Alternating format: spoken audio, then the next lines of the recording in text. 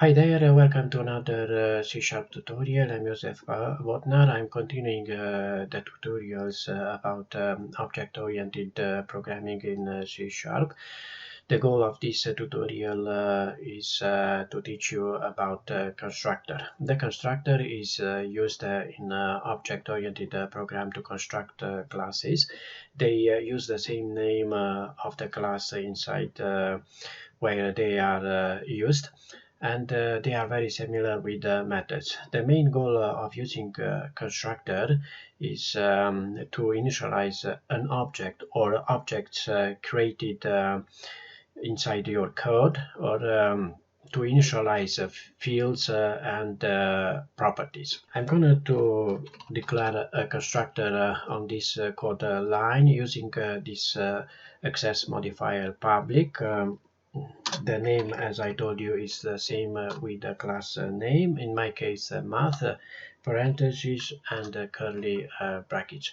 Inside the parentheses, I'm going to use the arguments for this constructor. In my case, my arguments will be these two fields, a, x, and b, y. I should write the type for the both of these fields, which is integer.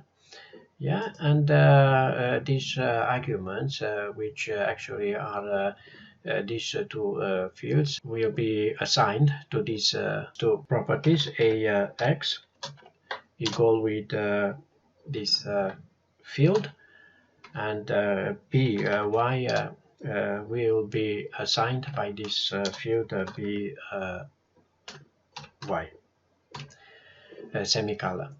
And this is the way to declare a construct using an access modifier. The name of constructor, which always is the same with the name of the class. Yeah, and inside the curly brackets, inside the body of this constructor, we're going to initialize these two properties with these two fields. Okay, now I received a few errors, as you can see. Yeah, because these parentheses, when I declared this object, are used actually for a constructor, and because I used inside the constructor these arguments, I must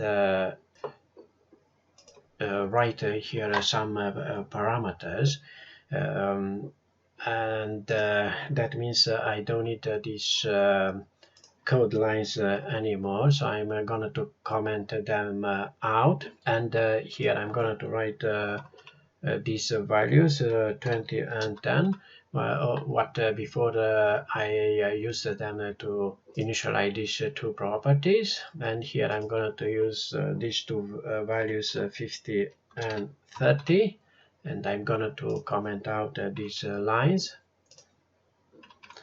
Here you go. Okay, and I can use as well these lines.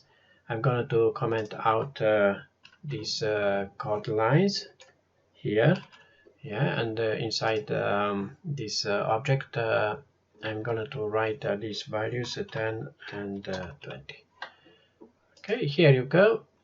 No errors anymore. Let's release this application. Here you go.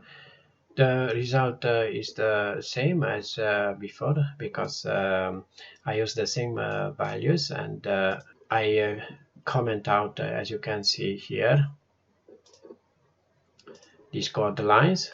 Yeah, and this time I used the values as parameters for this object. So now, yeah, I think you can realize how powerful the object-oriented program is. Actually, I used less code lines than before. You can see how I comment out these lines, and actually I used just 3 lines code 4 with this to get the same result. This is the advantage, the main advantage of using a constructor. Okay, thank you for watching this video tutorial. See you next time.